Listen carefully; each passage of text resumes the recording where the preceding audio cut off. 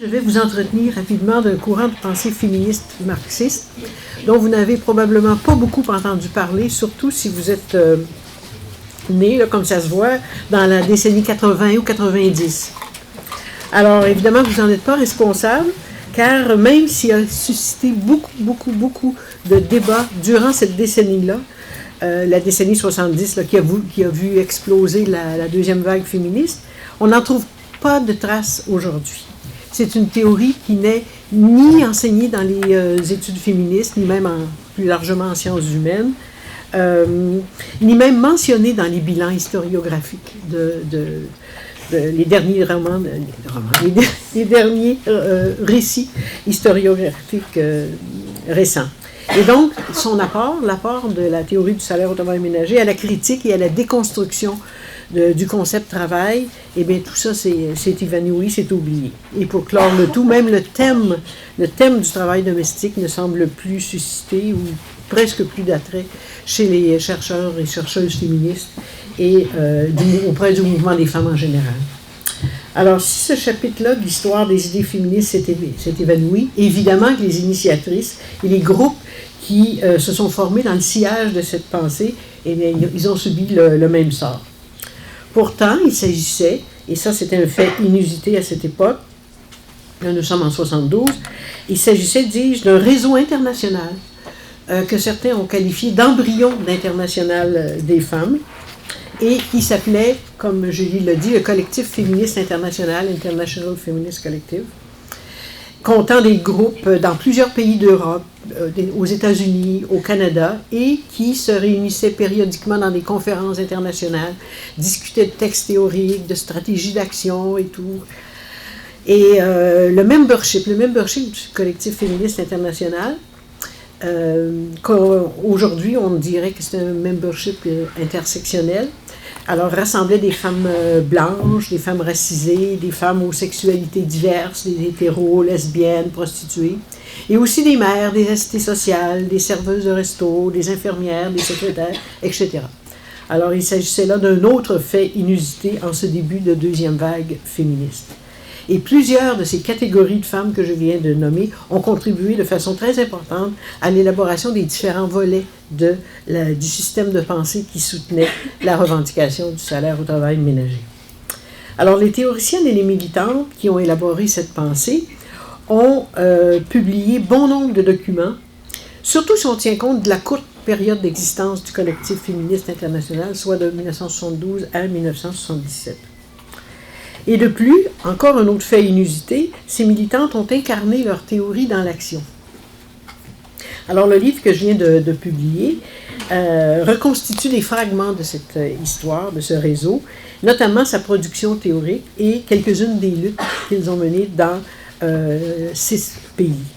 Alors, mon intention, c'était vraiment de réintégrer ce chapitre important de nos théories, de nos luttes dans l'histoire générale des luttes féministes progressistes des 40 dernières années, et aussi d'offrir un arrière-scène historique au débat actuel sur la reproduction sociale. Et à la base, il y avait un autre objectif que je trouvais très important, c'était de rétablir les faits, rétablir les perceptions erronées qui courent sur cette perspective et sa revendication, et ce qu'on en a retenu aujourd'hui pour les personnes qui s'en souviennent. Alors, en effet, pour les personnes qui ont entendu parler du salaire au travail ménager, ce qu'elles ont retenu se résume à peu près à ceci, c'est qu'il s'agirait d'une simple question d'argent, d'une revendication fondamentalement matérielle, réformiste, et qui, en plus, allait avoir pour effet de clouer les femmes à la maison. Alors, dans le mouvement des femmes, tout comme dans la mouvance de la gauche, on considère cette revendication comme foncièrement réactionnaire. On estimait et on estime toujours qu'elle contrevient à l'objectif d'égalité des femmes dans la société, à leur émancipation économique, c'est-à-dire que leur émancipation économique devrait obligatoirement passer par l'emploi hors de la maison. Alors, j'ai voulu démontrer dans ce livre qu'en réduisant de la sorte l'idée du salaire au travail ménager à une simple revendication monétaire, eh bien, c'est toute l'analyse politique qui l'accompagnait, ainsi que sa capacité subversive qui ont été escamotées. Et j'ai suivi à cet égard la piste qu'avaient avancée Maria Rosa Dalla Costa et Selma James dans une entrevue au journal féministe montréalais Québécoise Debout, lors de leur venue à Montréal au printemps 1973, lorsqu'elles affirmaient que, et je cite, « Cette revendication, le salaire au travail ménager, n'est pas une demande partielle et réformiste. Elle remet en cause toute l'organisation capitaliste du travail et toute la structure familiale traditionnelle. Et Silvia Federici de préciser dans une entrevue qu'elle m'a donnée en 1996, « Notre lutte visait, dit-elle, à miner le capitalisme et non à s'y inscrire. » Alors, en quoi consistait cette pensée? Alors, je vais esquisser ici les quelques grandes lignes de cette pensée et, dans un deuxième temps, son potentiel subversif, c'est-à-dire en quoi la revendication contenait une critique et une remise en question du capitalisme, mais aussi du marxisme classique, et de quelle manière cette pensée et cette stratégie se distinguaient de celle du mouvement des femmes d'alors. Alors, la pensée du salaire au travail ménager, on peut dire qu'elle se situe au confluent de plusieurs influences théoriques. Il y a d'abord l'opéraïsme, qui est un courant de la gauche extra-parlementaire en Italie, qui avait ouvert une nouvelle page dans la théorie marxiste et dans les luttes ouvrières. Alors, la pensée du salaire au travail ménager se situe aussi au confluent des luttes anticoloniales en cours à l'époque, du mouvement des droits civils aux États-Unis, des luttes des welfare mothers aux États-Unis aussi, et du mouvement féministe qui était alors en pleine explosion. Alors, cette confluence de courants de pensée peut expliquer probablement le retentissement qu'aura la pensée du salaire au travail ménager à l'époque où elle fut écrite. Alors, la pensée du salaire au travail ménager s'est d'abord exprimée dans un essai de Maria Rosa Dalla Costa, intitulé, l'essai s'intitulait « La femme et la subversion sociale ». Ça, c'est écrit en 1971 et l'essai sera publié l'année suivante, accompagné d'un texte de Selma James, qui s'intitulait « La place des femmes ». Et le titre général qui coiffait les deux textes, c'est « Le pouvoir des femmes et la subversion sociale ». Alors, ça a été d'abord publié en italien, ça a été ensuite traduit en anglais en 1972. En 1973, l'édition française, qui est une édition suisse, paraissait, ainsi qu'en Allemagne. Ça a été traduit aussi en espagnol en 1975 et puis même en japonais en 1980. Alors, dans le texte de Maria Rosa, on remettait en question pour la première fois le postulat marxiste classique selon lequel le travail ménager était non productif, parce qu'il ne produisait pas de valeur véritable, seulement une simple valeur d'échange. Il ne produisait pas de valeur, simplement une valeur d'usage, excusez-moi. Il ne produisait pas de valeur d'échange et donc ça se situait hors de la production sociale organisée et du salariat. Selon la version marxiste classique, ce n'était pas un véritable travail à proprement parler. Alors, pour créer les conditions de leur émancipation, selon cet autre postulat marxiste qui découlait du premier, les femmes devaient sortir de leur maison et s'insérer dans la production sociale comme travailleuses, côte à côte avec les camarades dans le marché du travail salarié. Alors, Maria Rosa Dalla Costa remettait en question cet autre postulat. Il faut aussi signaler que ce postulat-là de l'émancipation par le travail salarié, c'était aussi partagé par le mouvement des femmes de l'époque. Alors, à contrario, Maria Rosa dit que le travail ménager est productif. Il est source de productivité sociale, dit-elle, avant tout dans la famille. Que l'on pense seulement à l'énorme quantité de services sociaux que l'organisation capitaliste transforme en activités privées en les mettant sur le dos de la ménagère à la maison. Il s'agit de services sociaux dans la mesure où ils servent à la reproduction de la force de travail, dit-elle.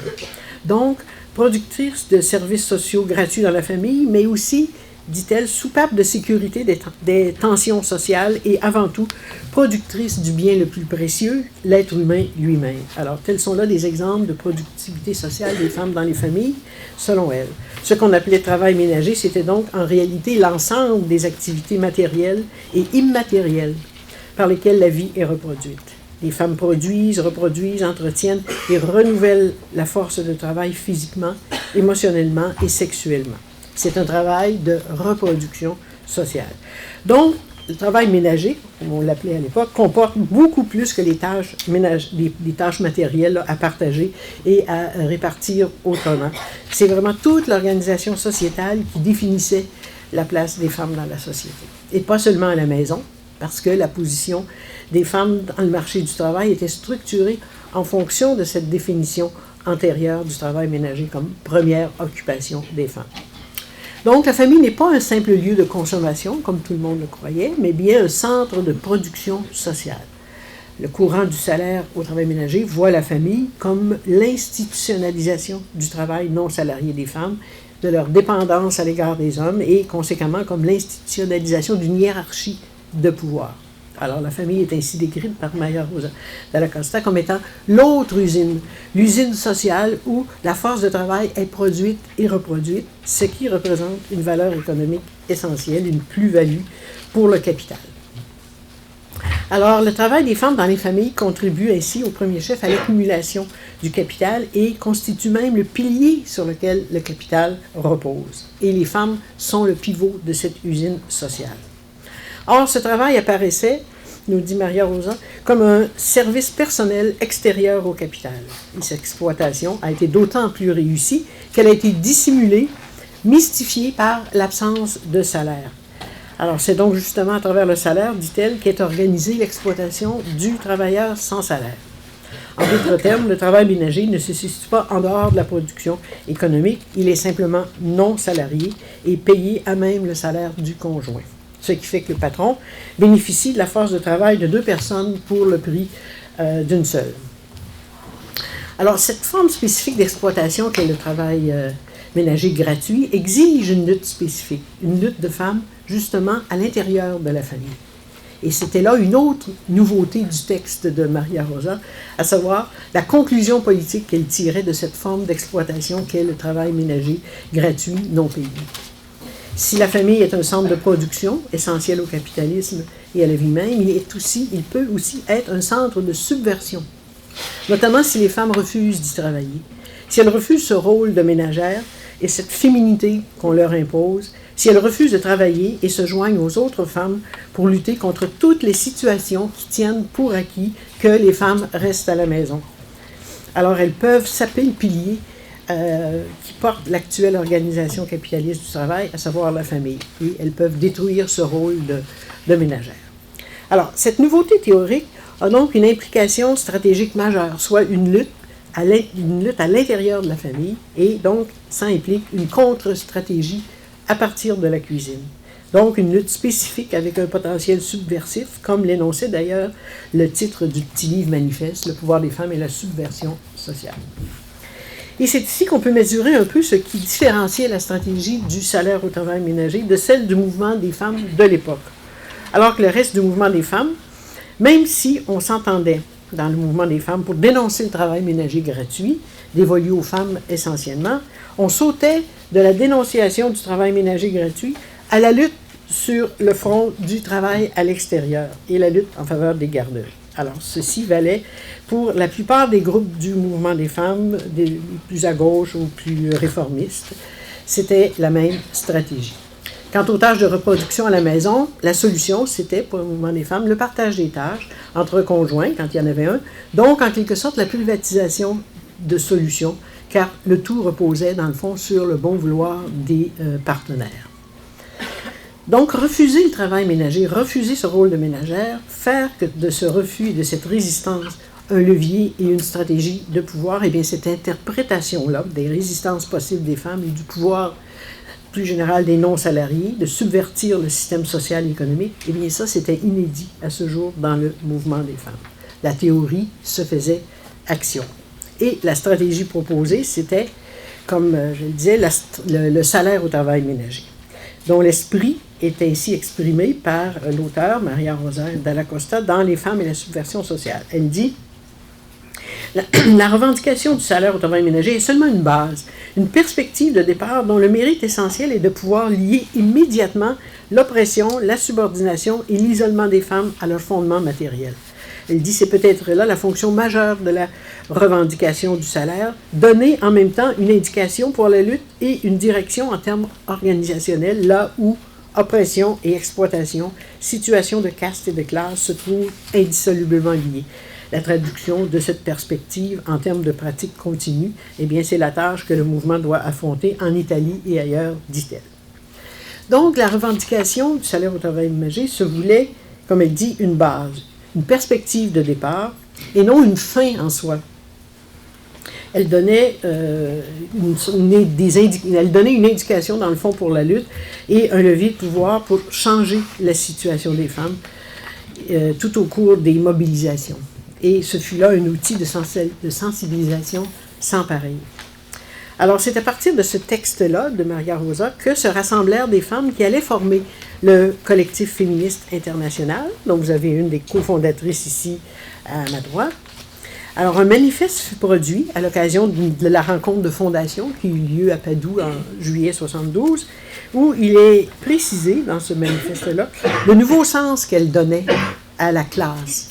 Cette nouvelle définition-là se base sur la coexistence dans le système économique capitaliste de salariés et de non-salariés, et la subordination de ces derniers aux premiers. Alors, cette subordination, est-il précisé, cache l'exploitation du travail des femmes à la maison, qui induit à son tour une plus grande exploitation à l'extérieur sur le marché du travail. Alors, la définition de classe classique du marxisme, c'est-à-dire les salariés de la production, se voyait élargie par le courant du salaire au travail ménager pour englober les autres catégories de personnes qui apparaissaient extérieures au rapport capital-travail, sous prétexte que ces personnes étaient sans salaire, comme par exemple les chômeurs, les paysans, les personnes en situation d'esclavage, etc. Alors qu'en réalité, leurs activités, ce sont des facettes de la production capitaliste et de la division du travail national et international, comme l'analyse Selma James, une autre cofondatrice du collectif féministe international. Elle analyse ça dans un texte qui s'appelle « Sex, Race and Class ». Alors, tous les sans-salaires de la Terre font donc partie du cycle de la production capitaliste à l'échelle mondiale et participent eux aussi à sa plus-value. Elle écrit « Race, sexe, âge et nation, chacun est un élément indispensable de la division internationale du travail. Notre féminisme se fonde sur une couche de la hiérarchie des forces de travail, la ménagère, jusqu'ici invisible, et à laquelle ne correspond aucun salaire du tout. » Fin de citation. En d'autres termes, la source cachée de plus-value du capitalisme à l'échelle mondiale réside dans le travail exploité de toutes ces catégories de sans-salaire et du travail de reproduction des femmes partout sur la planète. Alors, les rapports sociaux de pouvoir entre les sexes, races, nations, générations sont en réalité des formes particularisées des rapports de classe, dit-elle. Faisant partie, à un titre ou à un autre, du cycle de production capitaliste, ces couches peuvent dès lors subvertir le processus d'accumulation et ce qui ouvre à chacune de ces couches exclut de la définition marxiste traditionnelle du travail, de classe, c'est-à-dire réduite aux salariés. Ça ouvre un espace de lutte autonome à partir du lieu même de leur exploitation. Alors, subvertir le processus d'accumulation. Ça, c'était l'objectif de la stratégie du salaire au travail ménager. Et là, j'entre dans son potentiel subversif. Je vais être obligé de faire ça un peu rapidement. Tu as toute la période des questions pour approfondir. Oui, oui, mais il me reste quand même 5 minutes là. Oui. Merci. Je voulais commencer comme couper ça là. Alors, donc là, j'entre dans le potentiel subversif. Alors, en quoi cette revendication était-elle subversive? C'est-à-dire en quoi elle contenait une critique, une remise en question du capitalisme. Alors, j'ai fait un tableau succinct que j'ai dressé pour l'occasion. Alors, réclamer un salaire pour un travail qui est censé être gratuit, c'est s'attaquer droit au cœur du système salarial du capitalisme, en bouleversant complètement les mesures traditionnelles du salaire et du travail qui sont au fondement de ce système. Réclamer un salaire au travail ménager, c'est s'attaquer à l'organisation hiérarchique du travail entre salariés et non-salariés, entre travail de production des biens, effectué majoritairement par des hommes, et le travail de production et de reproduction de la force de travail, effectué essentiellement par des femmes. Réclamer un salaire, c'est aussi s'attaquer au système de domination des rapports entre les sexes, car la relation salariale implique un rapport de pouvoir homme-femme. Réclamer un tel salaire, c'est politiser la question du travail ménager. Dans chaque lutte, en effet, chaque lutte des groupes du salaire au travail ménager était établi des liens entre l'objet de la lutte et le travail ménager gratuit. Revendiquer un salaire, c'est donc une contre-stratégie, comme je disais, à partir de la cuisine, alors que le mouvement des femmes préconisait une stratégie à partir du milieu du travail salarié. Alors, en réalité, un salaire, et c'est ce que nous a fait découvrir la théorie du salaire au travail ménager, c'est beaucoup plus qu'une somme d'argent. Dans l'organisation capitaliste du travail, le salaire doit être compris en termes politiques, comme une relation, comme un rapport salarial, un rapport de pouvoir qui organise la société Là, je cite un bout d'un texte de Silvia Federici ici. Donc, la revendication d'un salaire, c'est loin d'être une fin en soi. C'est un levier, c'est un outil de prise de conscience pour renverser un rapport de dépendance impliqué dans le rapport salarial. C'était aussi, ça c'est important pour les femmes à la maison, se découvrir comme travailleuses et par là détenir la possibilité d'entrer en relation contractuelle, d'entamer un processus de négociation sur les conditions de la reproduction sociale, commencer à pouvoir contracter là, comme individu, en tant qu'individu, contracter toute la sphère de leur liberté individuelle. En un mot, c'était se découvrir comme travailleuse et à partir de là, lutter comme n'importe quel autre travailleur pour améliorer et changer ses conditions de travail et de vie. Alors, point n'est besoin de dire qu'il y avait ici un terrible tabou à lever. Hein? On touchait en plein cœur à l'amour, au travail d'amour qui, comme chacun sait, n'a pas de prix, l'amour n'a pas de prix, et on touchait aussi au don de soi des femmes qui étaient censées être inhérents à la nature même, à leur nature même. Et il est toujours difficile encore aujourd'hui de toucher à ça, de toucher à l'amour, de toucher au don de soi. Alors, revendiquer un salaire, c'était donc non seulement bouleverser les mesures traditionnelles du salaire, du salaire et du travail qui étaient au fondement du système salarial, mais c'était aussi interpeller les conditions du mariage. C'était déstabiliser la division socio-sexuelle du travail. C'était s'attaquer au système de domination des rapports de sexe, des rapports de classe et aussi des rapports salariaux. Et c'était aussi, ce qui était bien intéressant, personne ne l'a retenu, c'était aussi ouvrir la possibilité aux hommes d'effectuer ce travail. Parce que c'était un salaire au travail ménager et non pas, quelle que soit la personne qui l'exécute, et non pas un salaire à la ménagère, comme les opposants et les opposantes se plaisaient constamment à l'appeler. Autre capacité subversive d'une telle revendication, c'était d'unir les femmes par-delà les divisions qui séparaient la catégorie femme, comme par exemple entre salariés et non-salariés. Parce que celles qui étaient salariées redevenaient des ménagères une fois rentrées à la maison, après avoir œuvré le jour dans les secteurs spécialisés qui étaient associés au travail de ménagère. Alors donc, les femmes salariées et non salariées, dans le fond, c'était les mêmes personnes. Et ça, c'était une force potentiellement rassembleuse. Et c'est là que résidait aussi la capacité d'alliance du salaire. Un petit peu d'eau. C'était ouvrir un espace de lutte, un nouvel espace d'autonomie aux autres catégories de femmes et de non-salariés pour faire entendre leur voix singulière et leurs intérêts de lutte. Et aussi, c'était ouvrir la possibilité d'alliances intersectionnelles, comme on dit aujourd'hui, dont certaines ont été mises en place par le collectif féministe international. Certaines étaient vraiment contre nature, comme par exemple entre blanches et noires, entre ménagères, prostituées, gouines, entre bonnes et mauvaises femmes et femmes perverses. Donc, cette analyse-là des activités domestiques et de reproduction au prisme du travail avait un potentiel subversif certain. Alors, donc, elle politisait non seulement les aspects du travail ménager comme tel, mais aussi les conditions de ce travail, les conditions de la reproduction et de la santé dans son ensemble. Alors, finalement, le salaire au travail ménager aurait été Finalement, le salaire au travail ménager aurait été une théorie de la reproduction. Un poste d'observation pour comprendre et initier la réflexion sur la question de la reproduction à l'échelle mondiale, celle des finalités de la production capitaliste et comment le système se reproduit. Et comment ce travail constitue en fait, comme certaines l'ont appelé, la face immergée de l'iceberg économique. Et surtout pour comprendre le rôle central qui joue une vaste majorité de femmes et de sans-salaire.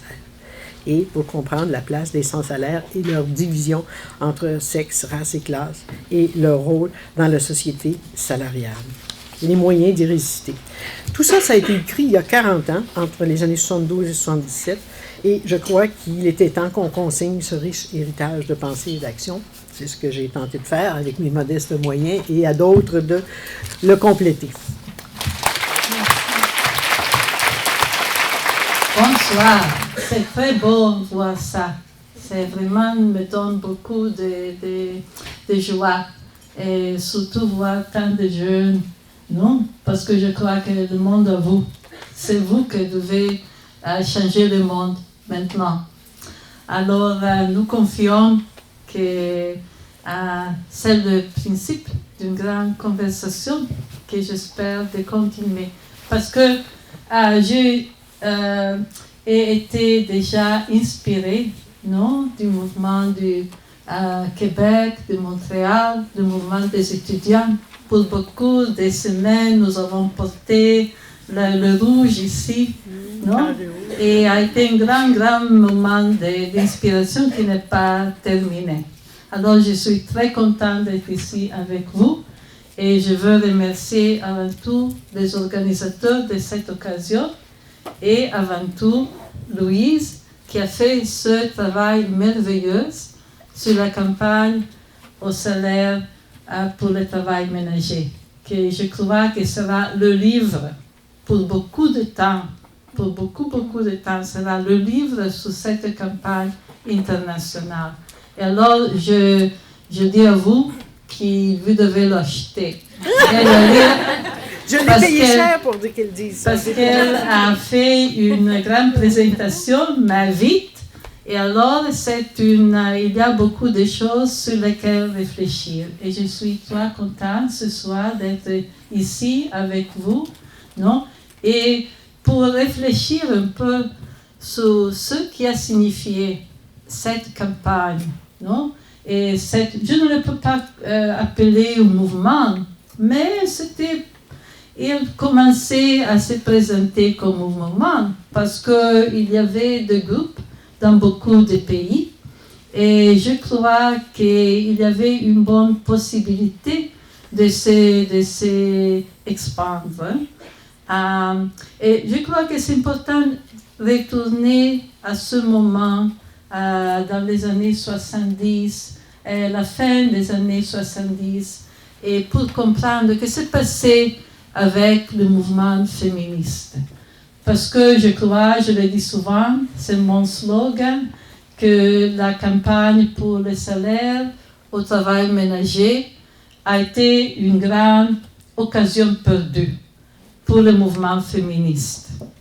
Et je dis qu'elle a été une grande occasion perdue parce que la campagne s'est développée dans un moment où il y avait vraiment un mouvement féministe. Le mouvement féministe était une grosse force sociale.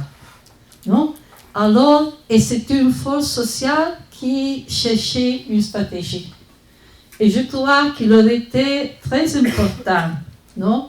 Aller à se confronter avec l'État, à se confronter avec le capital, avec tout ce immense travail non payé que pas seulement nous, mais notre mère, la mère de notre mère, notre soeur, notre amis ont fait, non?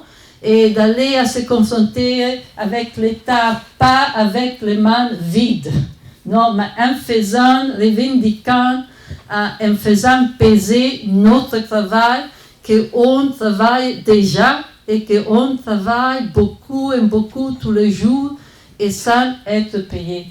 Et aussi, non faire peser le fait que notre famille, notre maison, notre travail quotidien, notre vie quotidienne, la sexualité, l'amour, ont été bouleversés et ont été capturés par le capital et sont transformés en travail. Non? Un travail sur lequel on avait seulement un contrôle limité. Alors, ça, ce n'est pas passé. Et ça, c'est l'histoire. Mais c'est important de comprendre ce que s'est passé. Parce que je crois que la stratégie que le mouvement féministe a adoptée, qui était l'autre grande stratégie, que c'était chercher l'émancipation, la voie, la venue à la libération parmi du travail hors de la maison, du travail salarié hors de la maison. On disait, le grand mot c'était « va te joindre non? À la classe ouvrière qui travaille non, pour un salaire et tu vas te unir à la classe ouvrière comme si nous n'étions pas part de la classe ouvrière. Hein? Les maris, oui, mais non, pas non. Et va non, à travailler dans le syndicat, etc., etc. Et ça, c'était... Bon, je crois que nous avons payé un prix très haut pour cette stratégie. parce qu'à partir d'elle, avant tout, le mouvement féministe a commencé à se dissoudre. Non? Et aussi, cette stratégie a permis l'institutionnalisation progressive du mouvement féministe. Non? À partir des années 65 et après 75, et après, avec la stratégie des Nations Unies, 4 conférences globales sur les femmes, les Nations Unies sont intervenues massivement dans la politique féministe et ont commencé à capturer le mouvement, non? Capturer dans le sens qu'on a embrassé apparemment non, le programme féministe, mais ils l'ont fait dans une façon que l'ont domestiqué. Non, c'était l'intervention des Nations Unies à créer un programme féministe très domestiqué, d'où tous les aspects progressistes, les aspects subversifs avaient été éliminés. Non? Si c'était la question de la violence contre la femme, c'était toujours la violence familiale. Jamais on parlait de la violence de l'État. Jamais on parlait de la violence de la guerre. Non? Si c'était la question de la situation des femmes, alors le programme c'était l'éducation, c'était permettre aux femmes d'aller à l'école à tous les niveaux. Mais dans le même temps, dans cette période, dans le même temps, des agences qui part intégrante des Nations Unies, comme la Banque mondiale, comme le Fonds monétaire international, couper tout le support, couper tout le financement de beaucoup de pays à l'école, à l'étude, non? Alors, cette discours contradictoire, non, mais qui a succédé à involucrer beaucoup de féministes dans un projet pratiquement néolibéral. Tout ça a été possible parce que le mouvement féministe s'est présenté à confronter à l'État, au capital, disant non, que nous voulons nous libérer, que nous voulons nous émanciper et gagner l'autonomie à travers de l'accès au travail salarié. Non? Bon,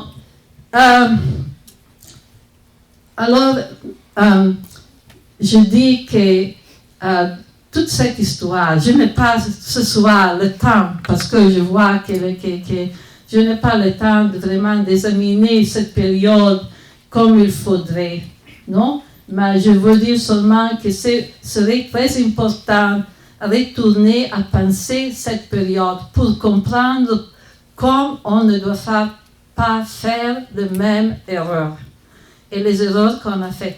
Dans les États-Unis, une conséquence tragique, non, de cette choix a été que le mouvement féministe n'a pas été capable de contraster l'attaque que l'État faisait dans cette année-là à les femmes qu'on dit en welfare, à les femmes qui recevaient de l'aide par l'État, non, parce qu'elles étaient femmes seules avec des enfants. Et nous disions, dans le mouvement pour le salaire au travail ménager, que ça c'était le premier argent, non, que les femmes avaient gagné, non, pour son travail. Non? Que c'était le commencement d'une reconnaissance par l'État qui soigner, grandir, éduquer, etc. une enfant, elle travaille. Non? Bon, mais dans cette période-là, les femmes en welfare étaient vilifiées. On les présentait dans les médias, dans le discours des politiciens, comme des parasites qui étaient en train de détruire la richesse sociale, non? Bon, et alors, le welfare a été éliminé. Et nous ne sommes pas été capables de le contraster. Nous, dans la campagne, nous avons fait des luttes contre les coupes, mais il n'a pas naturellement été suffisant, non? Bon, et il aurait, par exemple, été très important de dire que non seulement le welfare ne devait être coupé, mais elle devait être étendue à toutes les femmes. Parce que l'État, qui toujours pleure, nous disent qu'ils n'ont pas d'argent, en effet, particulièrement l'État américain, a étendu 2 trillions de dollars dans les ultimes 20 années, non, dans 2 guerres qui ne vont jamais terminer. Non? Et bon, la campagne au salaire pour le travail ménager, non,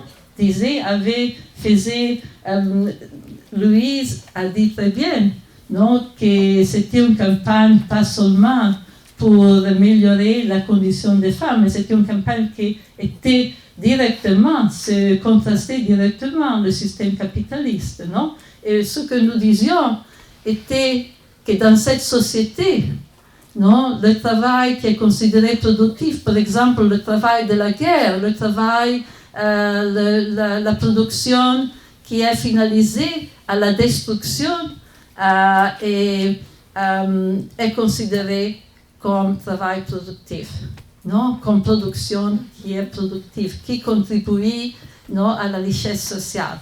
Pendant que le travail de reproduction, le travail qui donne la vie à les gens, n'est pas considéré comme ça. Et ça, c'est emblématique du problème qu'on contrastait, qu'on s'est confronté. Bon, rapidement, je veux parler de 2 choses. Et j'espère que vous m'excusez pour mon français qui n'est pas très bon. Avant tout, que la conséquence de cette erreur, une des conséquences est qu'aujourd'hui, nous vivons dans une crise de reproduction très, très forte. Non? Je ne veux pas dire que c'est seulement les erreurs du mouvement féministe non? Qui ont porté à cette crise. Pas du tout. Non?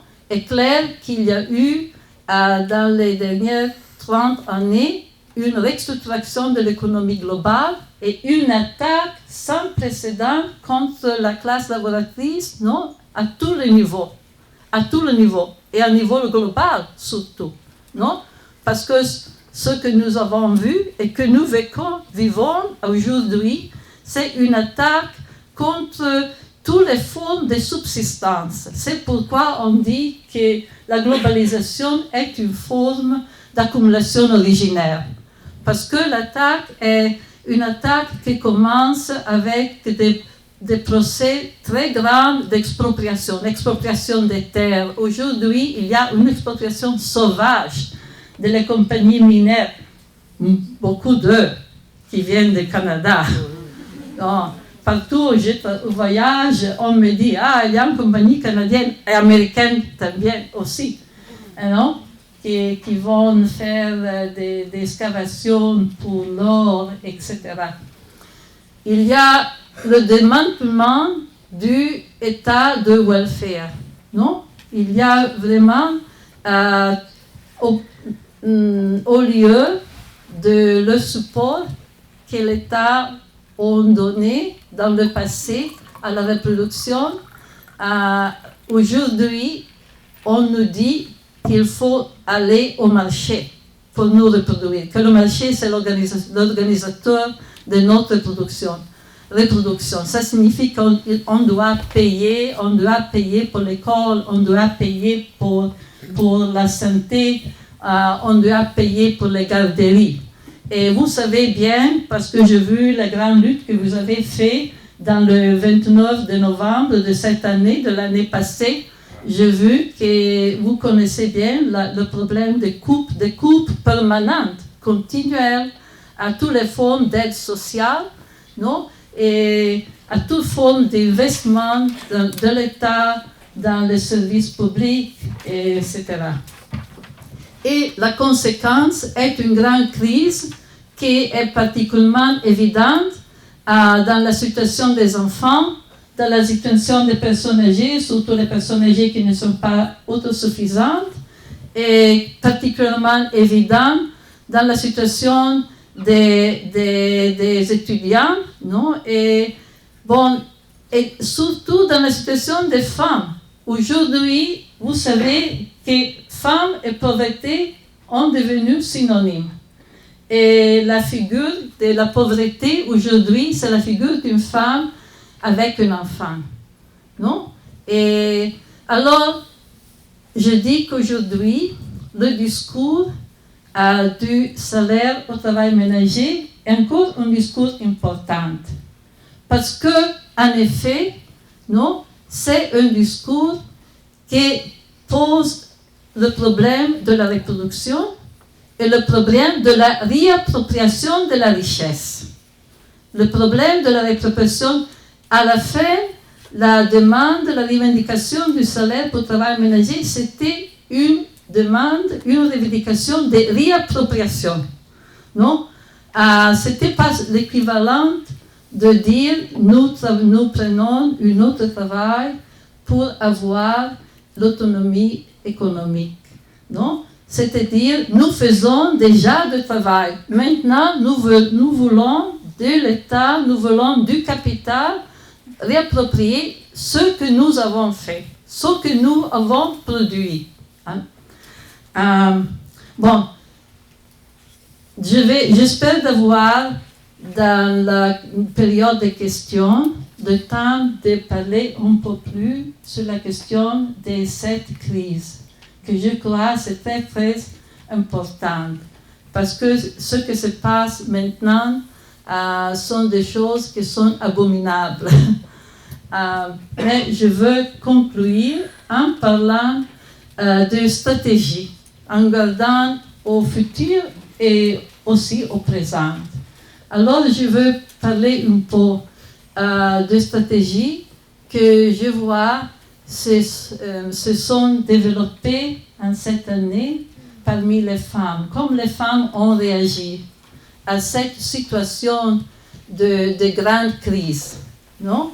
Crise qui signifie que les enfants sont à soi, que les personnes âgées vivent dans une pauvreté et isolation sans précédent, que la plupart des femmes à niveau prolétaire ont une journée, une semaine laborale qui est sans fin, non? Parce qu'elles travaillent beaucoup de fois, 2, 3 travail, et après, non? Elles continuent à travailler à la maison aussi. Non? Le travail ménager non payé n'est pas terminé. Il y a une perception que parce que les femmes travaillent hors de la maison, au moins dans les pays industrialisés, alors le travail non payé est terminé. Ça, c'est une illusion. En réalité, la statistique, c'est que le moyen des femmes font 30 heures ajoutées à les heures du travail salarié. Non? Bon. Quelles sont les stratégies que je vois? Mais il me semble qu'il y a les femmes aujourd'hui sont engagées surtout dans 3 types de mouvements en regardant à niveau global et surtout au continent américain. Non? Avant tout, il y a encore une lutte salariale. C'est une lutte, par exemple, dans les États-Unis, maintenant, il y a une forte lutte des femmes, surtout femmes, non, qui travaillent à niveau qui sont du salaire minime, qui travaillent par exemple dans le Walmart, qui travaillent dans le fast food, non, dans les que c'est tout travail de reproduction, hein, que c'est quand les femmes vont hors de la maison à travailler, elles font travail domestique, travail domestique commercialisé. Non? Bon, il y a un mouvement fort de femmes qui travaillent pour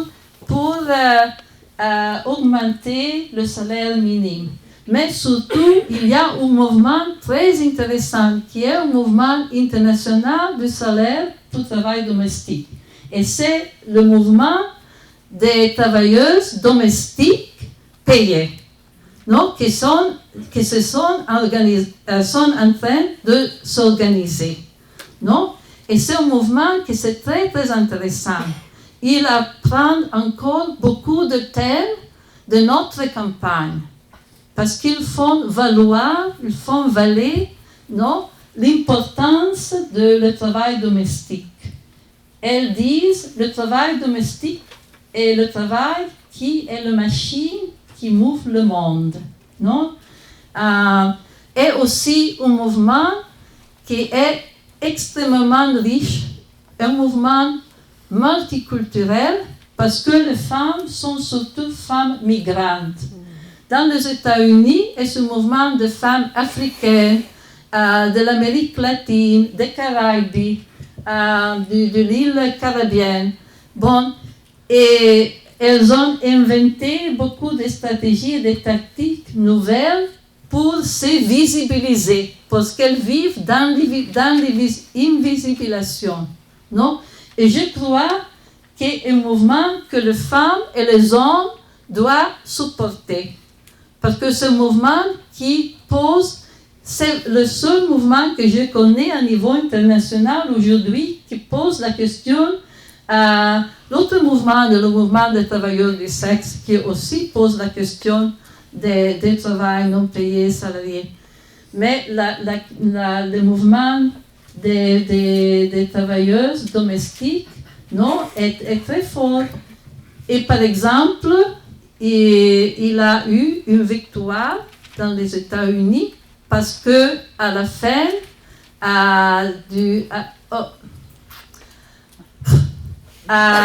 au commencement de 2014, elles ont été reconnues par l'État américain comme travailleuses. Ça peut sembler une chose une chose petite, mais ne pas. Parce que les travailleuses domestiques ont été exclues de tout contrat laboral dans les États-Unis depuis les années 30. Et maintenant, elles ont gagné la reconnaissance qu'elles sont travailleuses. Et ça seulement le principe, non? Mais ce qui est plus important, ils ont créé un mouvement où il y a femmes de tout le monde. Femmes de tout le monde et qui ont commencé une négociation sur le terrain de la reproduction. Bon, il y a aussi un autre mouvement très important, surtout des femmes, encore dans les États-Unis. Et c'est un mouvement de femmes qui travaillent contre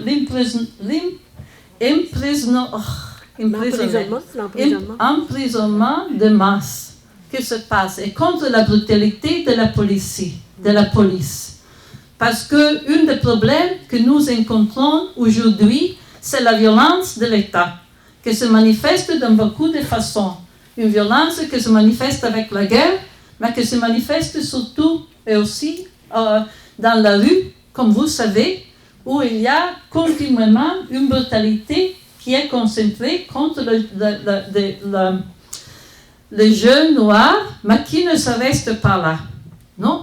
Alors, et qui a comme stratégie d'incarcérer beaucoup de jeunes prolétaires, non? Parce qu'ils ont peur de sa révolte.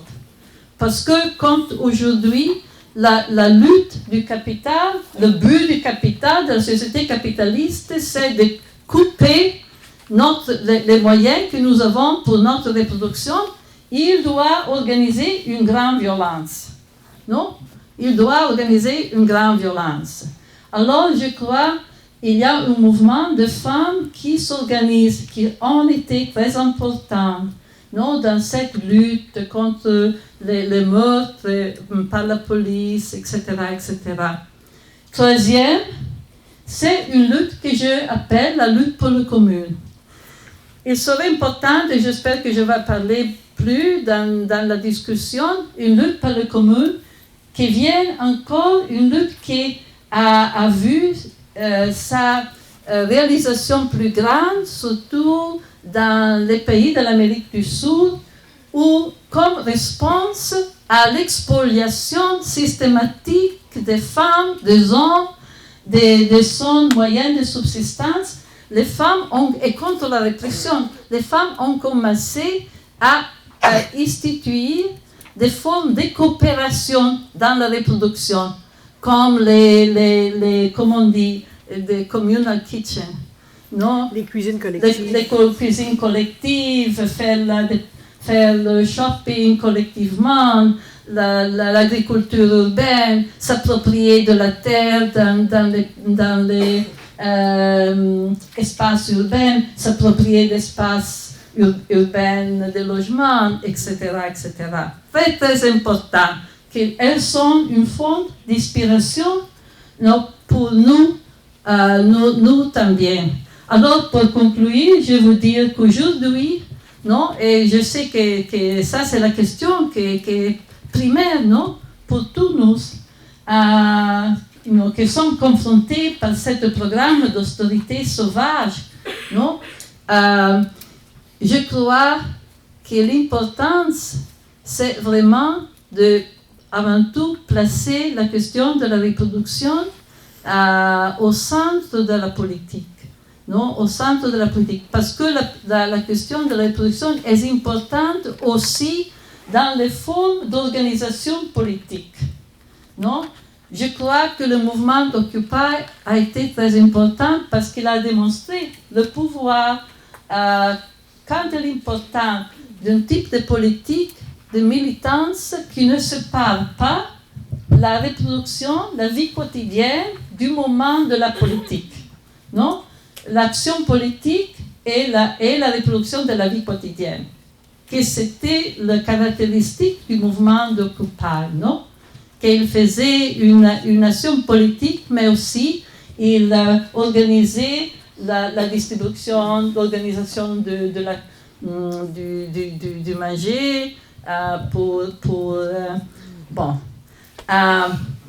Et alors, je crois que l'importance aussi de cette forme de coopération dans la reproduction, c'est de créer des communautés de résistance. Bon.